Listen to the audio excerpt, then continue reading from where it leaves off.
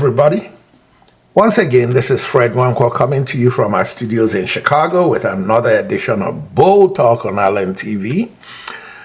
And as usual, I'd like to say good morning, good afternoon, and good evening to you, depending on where you are around the world. Why are Africans always into this thing about my way or no way? Somebody throws out an idea, people come in and shoot it down and then argue vehemently and insult you and call you all kinds of names simply because you have a different position. My TV show is called Bold Talk on Allen TV. I'm not going to step back for any idiot that decides to get confrontational because of an idea that I have. But as bold as my talk is, I'm also very flexible. I like to listen. And sometimes when I throw out these ideas, they are just food for thought. I'm throwing them out so that I can get feedback because I learn a lot from the feedback that I get. And the reason I believe my show continues to get more popular and better is because I adapt and I adjust based on constructive feedback that I get. But let me make it categorically clear. For the ones who think they can intimidate me into their position when they really don't have any position except to insult, they must be out of their freaking mind. And for all of you who are fascinated with this belief that Africa cannot do without America or with Britain or with the European Union and all that, let's ask some critical questions. Realistically, what has America done for Africa? Don't get me wrong, we come over here, we become citizens, they give us full rights to be American citizens, but I'm saying in the continent of Africa, what has America done for Africa compared to what has America taken out of Africa, including us who live here? We are citizens because we brought something to the American table. We contribute tremendously to building this country.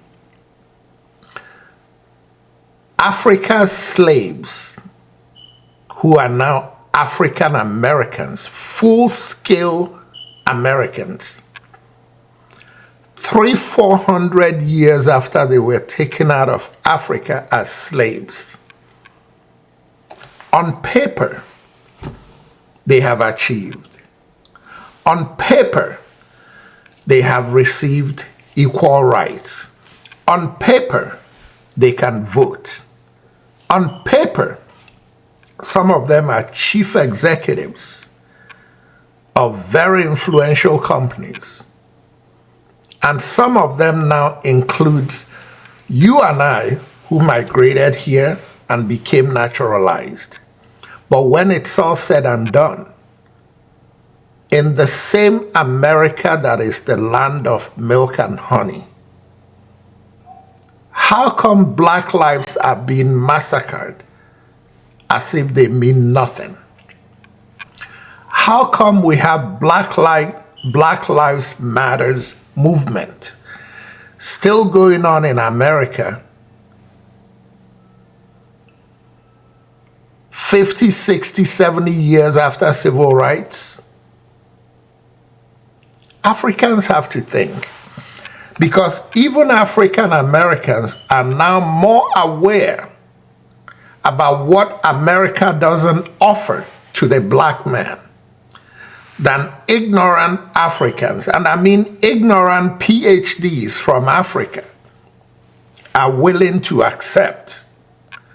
And all they look at are the sound bites of the beauty of America and the United Kingdom, without looking at the prejudices and the discriminations that the United States the European Union and the Britain continue to display when issues concern Africa.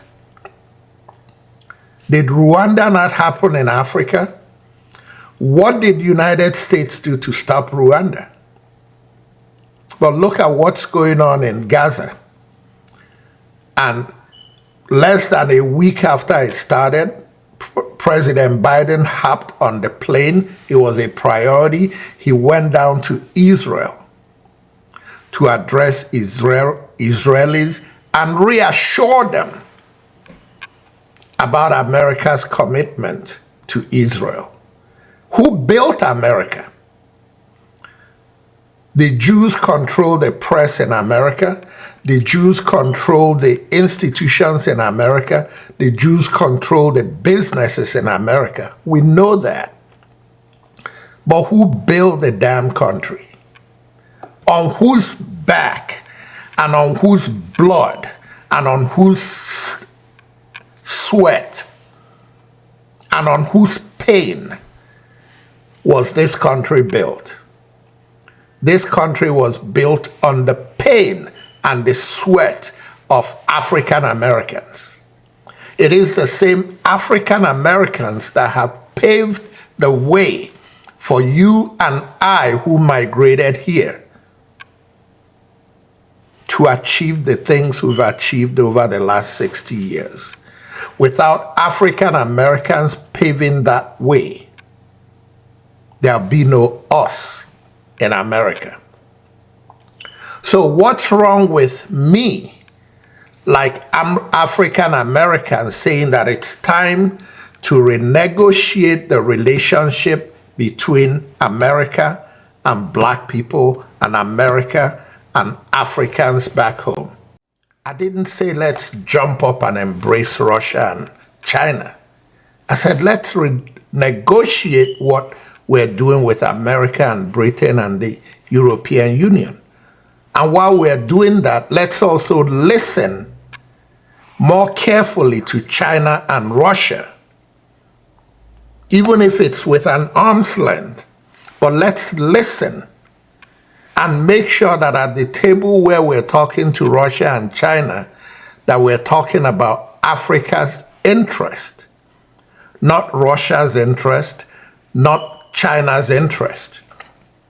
It's the same African idiots that never opened up their minds to think deeper about what I'm saying, but you are blinded by the little thing you've achieved.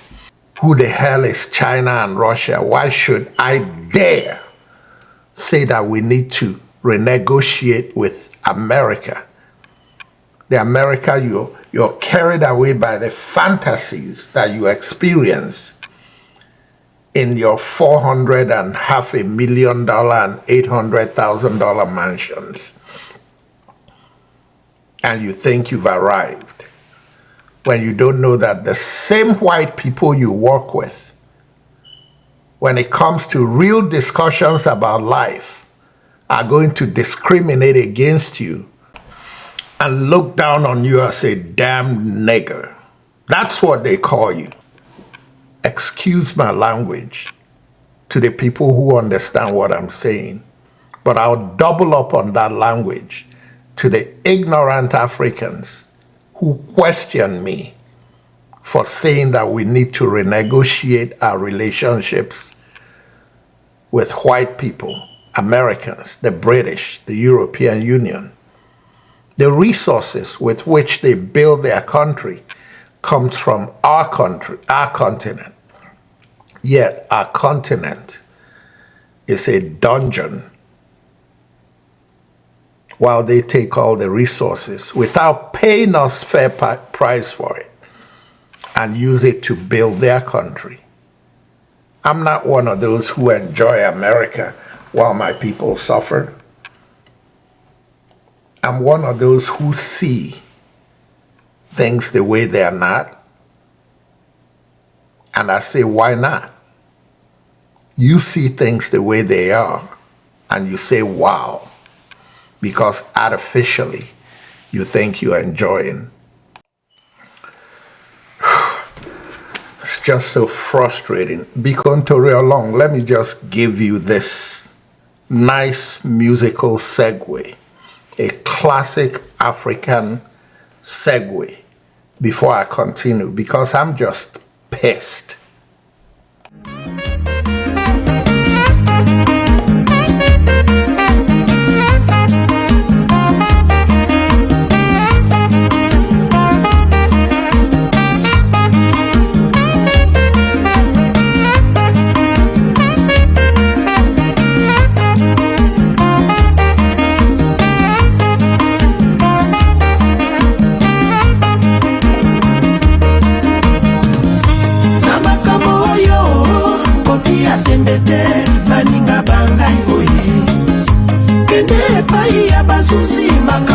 Samba kamo susu yango oyo likambo toko welaka likambo ya mbongo na basi eboma mboka o baninga mibali yo tokebaka la vie est un combat oye na makambo oyo.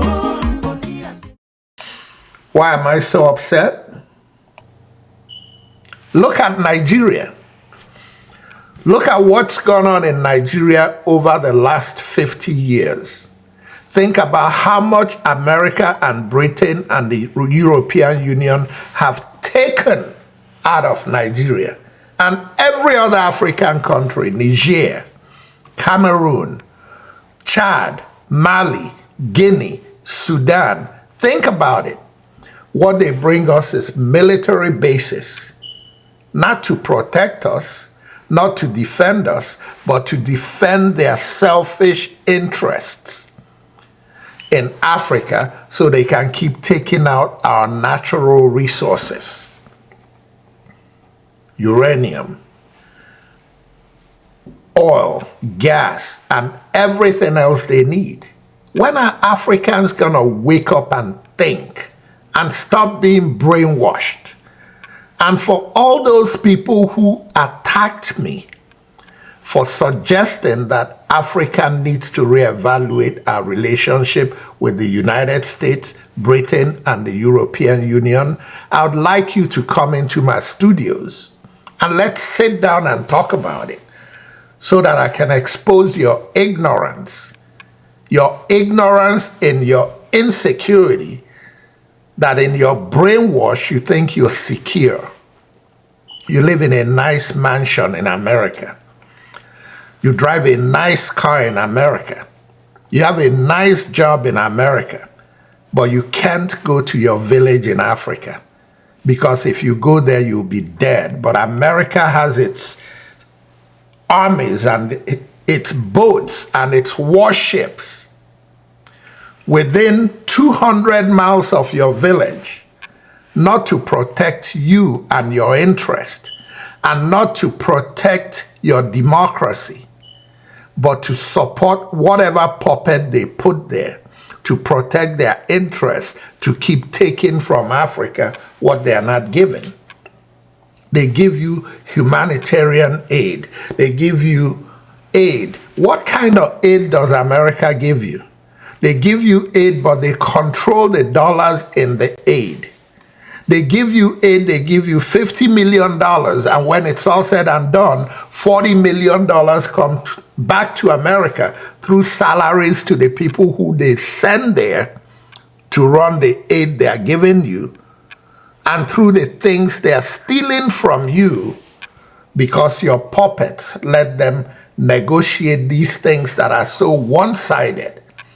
Nigeria has oil, but Nigeria can't drive cars today because the oil prices are so high. Nigeria has oil, but the European Union and America are buying the oil at prices that there are no profits, and the little profit that is left is going to the puppets and their cronies and their cabals, while the people suffer. I want you to come into my studio. Let's sit down and talk about what you get from America. How long are you going to be slaves?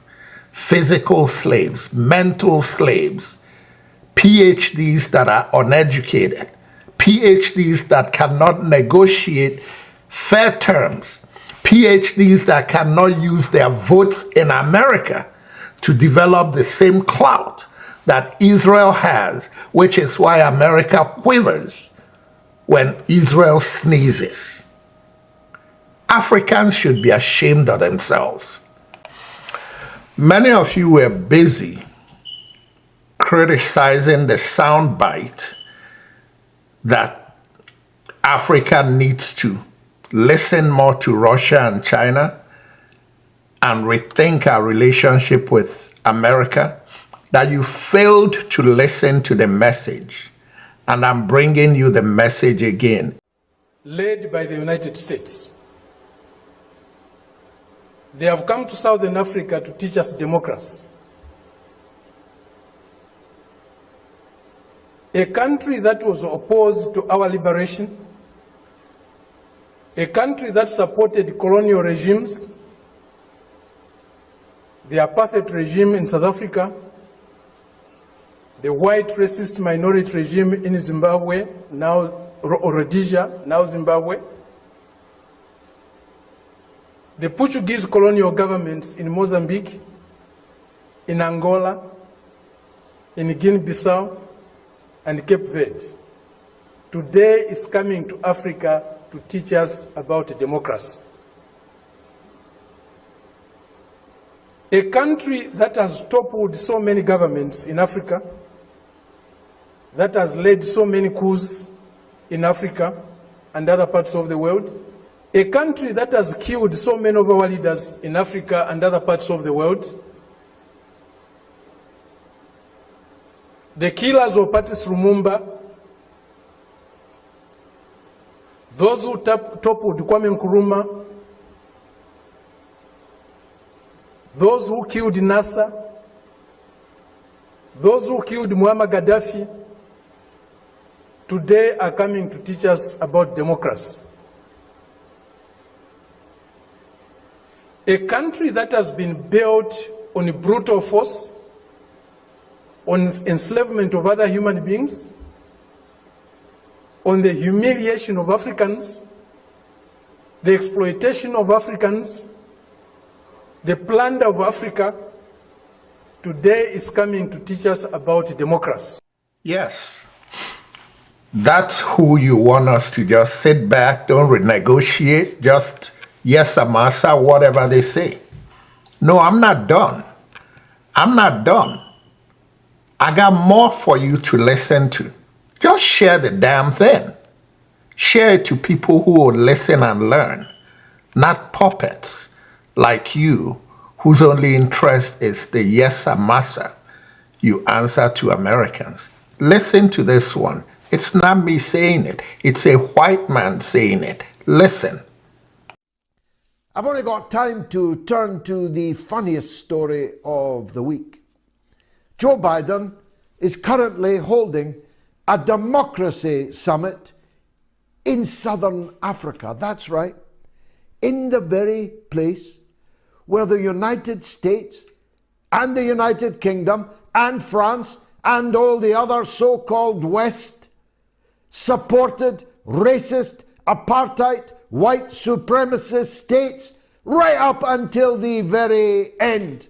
Margaret Thatcher, I was there, saw her lips move, called Nelson Mandela a common terrorist. The United States took Mandela off the terrorist list in 2008, in the 18th year of his presidency of the Republic of South Africa. And I got to thinking when I saw a very harrowing picture posted by one of my friends on Twitter earlier this evening. It's a picture that deserves to be seen far more widely. You'll find it on my Twitter feed.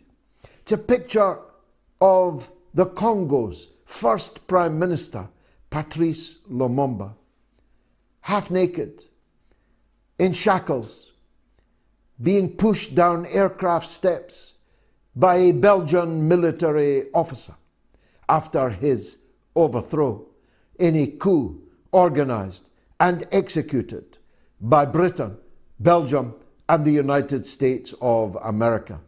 The newly elected President Jack Kennedy knew nothing of this coup, and the CIA defied him, lied to him, and conducted this coup behind their new president's back. But it happened. The CIA, MI6, and the hated Belgian colonist government that was finally having to leave power took this fine man, probably the greatest of all African leaders, and murdered him. They then dismembered him.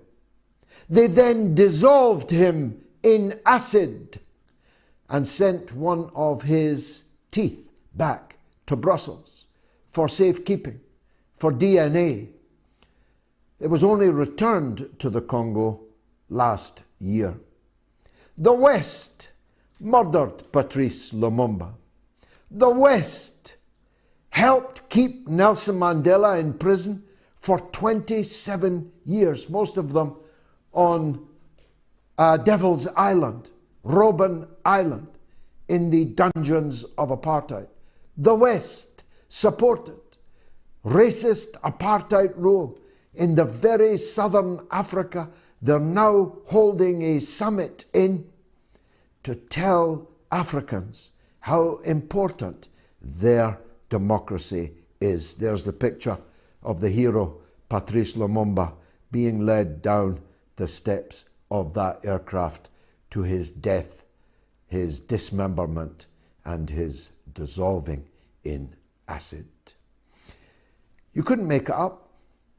And they wonder why Africans are utterly unmoved at their pleas to reject China and Russia and embrace them instead. China never occupied a square inch of Africa. Russia never occupied a square inch of Africa.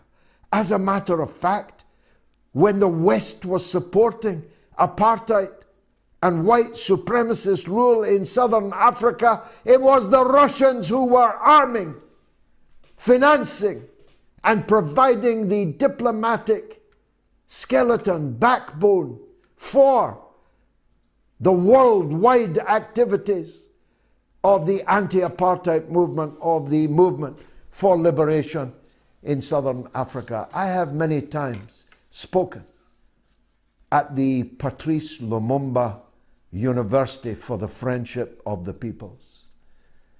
It's not in San Francisco, it's not in London, and it certainly isn't in Brussels. It's in Moscow. It's in Russia. I have been there, spoken there many times. Does that little vignette not explain something to you, the viewers, and the wider public about why the Africans will never hate Russia, will never hate China? China is building roads, railways, terminals, ports, harbors, infrastructure all over Africa.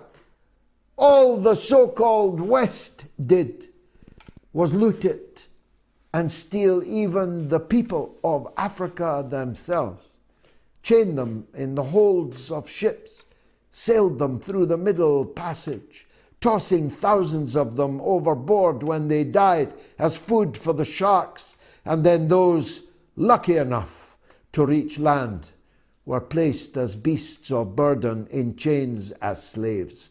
You want Africans to support you, Mr. Biden, Mr. Sunak, Miss von der Leyen, Mr. Borrell, the people you just described as the people of the jungle while you sat in your garden. How does your garden grow now, Mr. Borrell?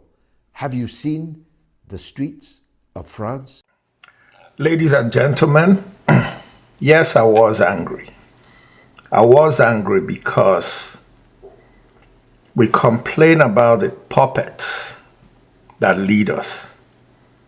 And even those among us that are suffering and have close ones that are suffering still can't see beyond their noses. they're still content with crumbs.